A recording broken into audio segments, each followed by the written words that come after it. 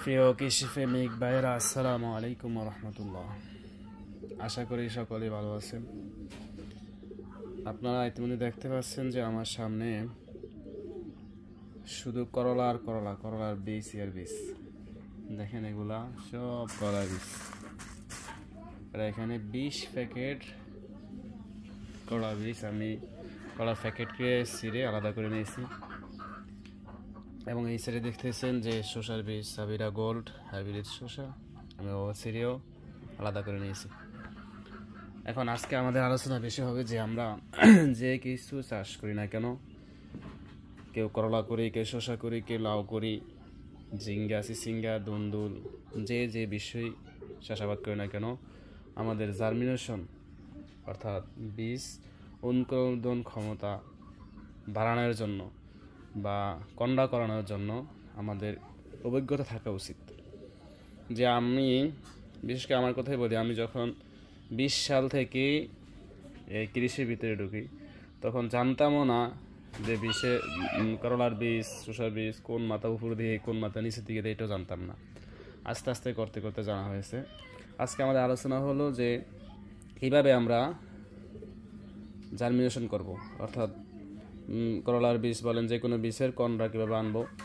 যে আপনি যা কিছু চাষ করেন না কেন তার আগে আপনি জানতে হবে যে বীজ সম্বন্ধে। আপনি যদি সব কিছু ঠিকঠাক মতো দিলেন কিন্তু বীজ কেনার সময় আপনি কম দামি বীজ কিনলেন বা 2 নাম্বার কোম্পানির বীজ কিনলেন, তখন আপনার সব লস হয়ে যাবে।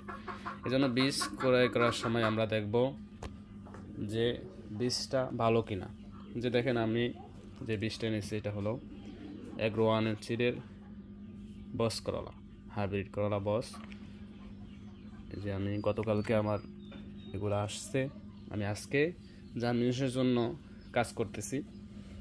ইতিমধ্যে দেখেন সব প্যাকেট খুললাম। এখন কি করব, এই করলার বীজগুলো এবং শসার বীজগুলো আমি রোদে দিব। প্রথমত আমাদের প্রশিক্ষণে যা শিখেছে এবং আমরা দেখেছি যে প্রথমত রোদ দিতে হয়। 2 থেকে 3 ঘন্টা আমরা রোদে অবস্থান করব। রোদে রাখার পরে 5 থেকে 6 ঘন্টা বা 4-5 ঘন্টা আমরা ঠান্ডাতে রাখবো। আমরা প্যাকেট থেকে বীজগুলো খোলার পরে আমরা মেলামিন জাতীয় বা অ্যালুমিনিয়াম জাতীয় কিছুতে রোদে দিব না, যার কারণে আমি দেখছি যে আমি যখন ট্রেতে অ্যালুমিনিয়াম বা মেলামিনের ট্রেতে রোদ দিই, উপরে ফাঁস গরমের চাইতে নিচের ফাঁস অতিরিক্ত গরম হয়ে যায়। এই জন্য আমি আজকে নিয়েছি যে চীনামাটির বাসনের যে ফ্রিজগুলো আছে বা যেগুলো নিচে গরম হয় না, ওগুলাতে আমরা রোদ দেওয়ার চেষ্টা করবো ইনশাল্লাহ। যে আমি এখন এগুলা রোদে রাখবো 2 থেকে 3 ঘন্টা। রোদে রাখার পরে আমি আপনাদেরকে আরেকটা ভিডিও করে দেখাই দিব যে রোদে রাখার পরে ঠান্ডা হওয়ার পরে আমরা কিভাবে বীজকে পানিতে রাখবো এবং কয় ঘন্টা রাখবো, কার সাথে রাখবো। শুধু বীজ সরাসরি পানিতে রাখলে আপনার অঙ্কুরোদ্গম ক্ষমতা অনেক কমে যাবে, পার্সেন্ট অনেক কমে আসবে। আজকে এই পর্যন্ত। দেখেন এইভাবে আপনি যদি সর্বপ্রথম যেই কোনো কোম্পানির যে কোনো বীজ আনেন না কেন, আপনি সর্বপ্রথম রোদে রাখতে হবে। 2-3 ঘন্টা রোদে রাখতে হবে। রাখার পরে আপনি ঠান্ডা করতে হবে, তারপরে বীজকে ভিজাতে হবে। ভিজানোর সময় কী লাগে আমরা ইনশাল্লাহ বলে দিব। আর একটা কথা হলো সকলের কাছে, কৃষক ভাইদের কাছে, যে আপনি সব কিছু কষ্ট মেহনত গুরুত্বভাবে করলেন, কিন্তু বীজ কেনার সময় আপনি প্রতারকের হাতে পড়লেন বা ধোঁকা খাইলেন, আপনার সব বেফলে চলে যাবে। যে আপনি দেখেন আমি চতুর্দিকে এখন শসার দাম অত্যন্ত কম, আমরা সকলে জানি।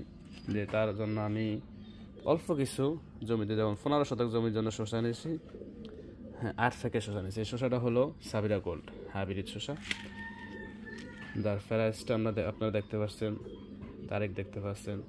1 প্যাকেট বীজ 710 টাকা করে গায়ে দিছে। আমাদের কাছে 500 ওভার নিয়েছে। আমরা এগ্রো-1 থেকে এনেছি।